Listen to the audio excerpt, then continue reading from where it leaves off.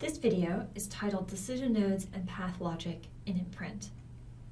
In this video segment, we will cover the various types of decision nodes available to you for your imprint models. To begin with, we're going to continue on with the task network that we started building earlier. In this particular scenario, we have an ATM interface where the person inserts the ATM card, the system validates the card, and either ejects the card if the card is invalid or lets the person enter their PIN if the card is valid. In this particular instance, we want to be able to capture this either-or logic. And the way we do that is through our decision nodes. So, unlike UML and SysML activity diagrams, Imprint includes a decision node at the exit of every single task node. And there are 4 types of decision exit paths within Imprint. Those are single, multiple, probabilistic, and tactical. The single task node occurs when only one connection exits a node. This is the most common, and you'll see this throughout your diagram. This is designated by the letter S and is automatically added when you connect a single path to another path. The multiple, designated by an M, is the default when there's more than one connection coming out of the same path.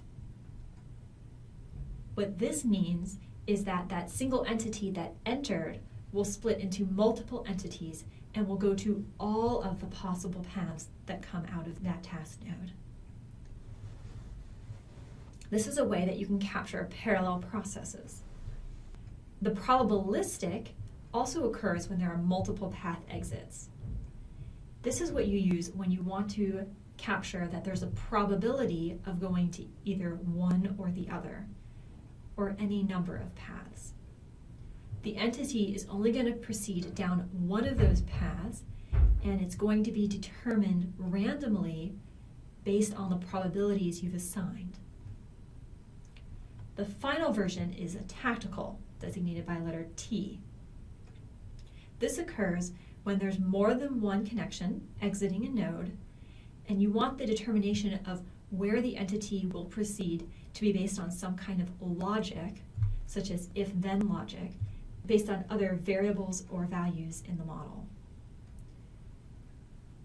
The entity will only proceed down one of the paths, whichever is the first path to be evaluated as true. Thus far in this model, we only have one decision point that has multiple connections, and that's our validate ATM card. We're going to double-click on this node to open up its dialog box, which creates a tab next to the network diagram.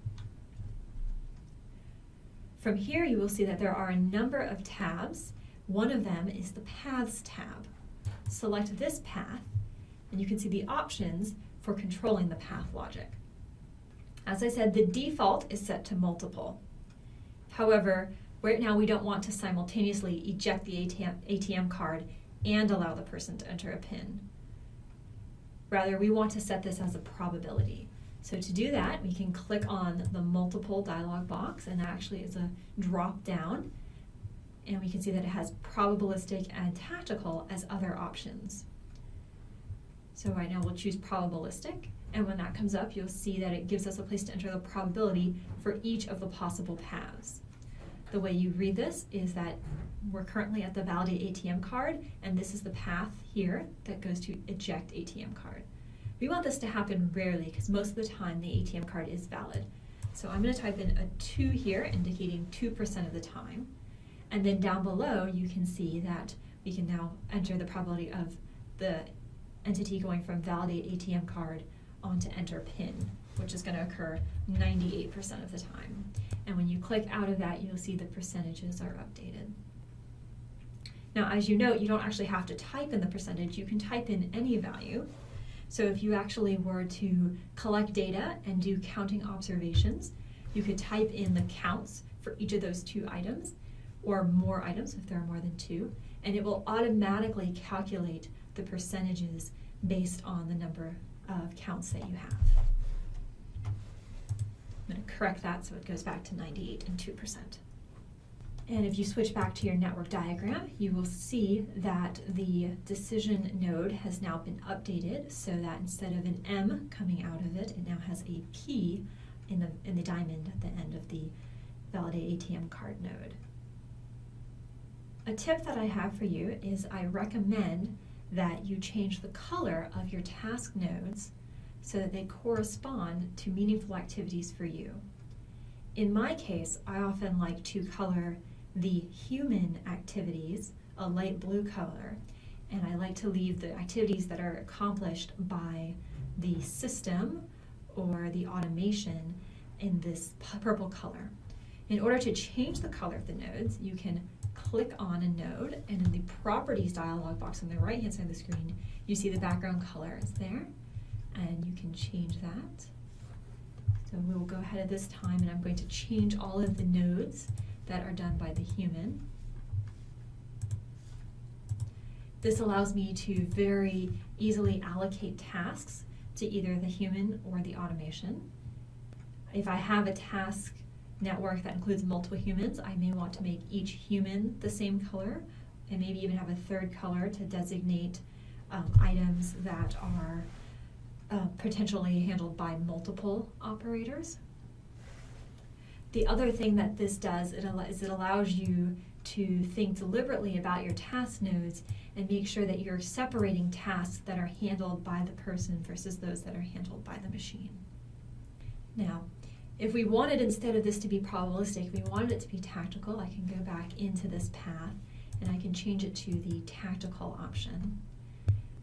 Now with the tactical option, that allows us to make the determination of where the entity will go be based upon variables in the model. This will require you to use C# code in order to specify the criteria that you're using. I'll cover more about different options for C# code and exit logic later. For now, if you're building a model and you want to denote some kind of criteria, so if you want to denote some kind of criteria, you can do so by adding in a comment.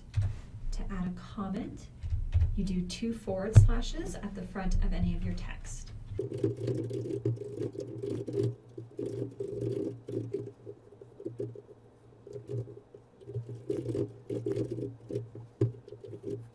When I'm in the process of creating my task network, as I create the task network, I do like to go ahead and change the decision types on the multiple paths in order to correspond correctly to the multiple probabilistic or tactical logic that I know I wanted to end up using. And for tactical paths, I often just add a comment in at first because I like to do all of my programming at one time to make sure I'm being consistent with my variables and my logic across various tasks. Either way, when it's time for you to enter your code, I do recommend that you also add comments so that you can remind yourself what that code means. In this case, we actually do want this one to be probabilistic, so I'm going to switch it back to probabilistic. And you'll see that as you change your paths back and forth, it does keep the previous values that you've entered in each of those different types. When you are entering notes, you'll see that those show up in green text. So that's a way for you to verify that you actually do have a comment in your code and it's not actually executable code. At this time, I'm going to go ahead and enter in the rest of my task network.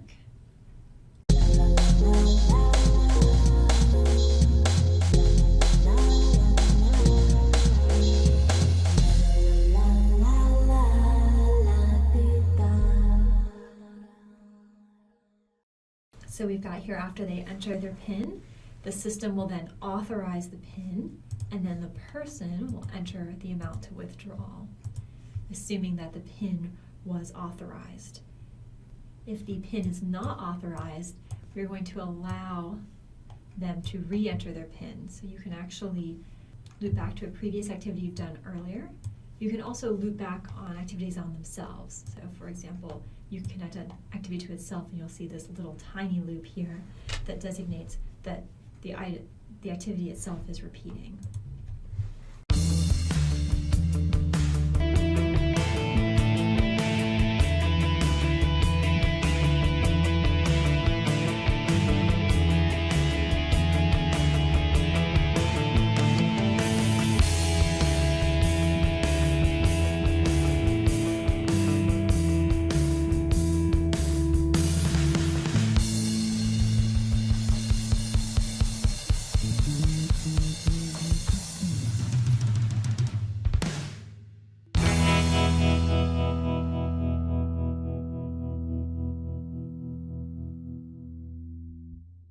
If you draw a task connection and you need to delete it, you can simply click on the task connection and then hit the delete button.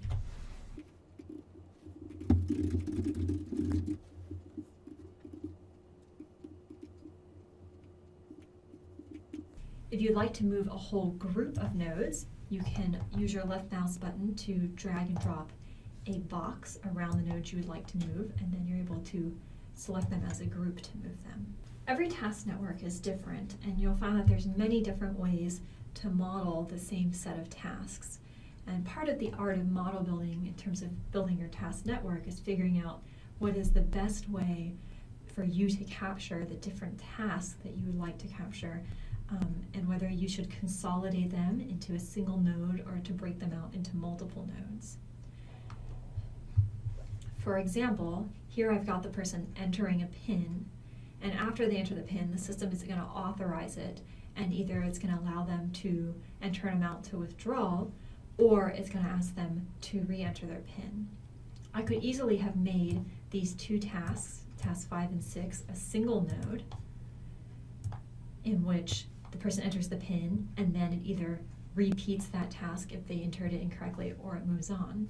I broke it out into two separate tasks because I want to capture that part of that activity is being handled by a human and a separate part of that activity is being handled by an automated system.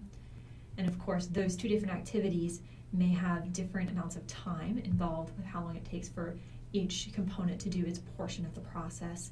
And they may have different workload, especially since the human has workload and in terms of the activities it's doing, but doesn't necessarily have the same type of workload, if any at all, when the system is doing its portion of the task. Similarly, you can see here that after the person's entered the amount to withdrawal, we're having the system check the balance. In this case, the system is verifying whether or not there's enough money to withdraw the amount specified. And I could have had that all be logic within the task nodes, but because I wanted to break out here that there's a particular instance where multiple things will happen simultaneously, whereas in the other instance only a single item is going to happen, I felt that would be much clearer for me when I'm model building and for other users of this model to see that when the balance is less than the amount they'd like to withdraw, it's just going to show the balance and eject the card. Whereas if the balance is sufficient, then it's going to both provide money for the person to take. The person's going to take the money, and the system is going to debit the account. So both of these activities, we do want to be a multiple. It's not that one or the other is going to happen. Both can happen, and both will happen, most likely simultaneously. And then, of course, after the account's been debited, we're going ahead and having our particular system show the person the balance so they know how much is left in their account, and then the system ejects the card. And the person can take the card, and that portion of our system is done. So to review, in this particular video segment, we covered the different types of decision paths: single, multiple, tactical, and probabilistic, and showed how you would implement each of those different task types.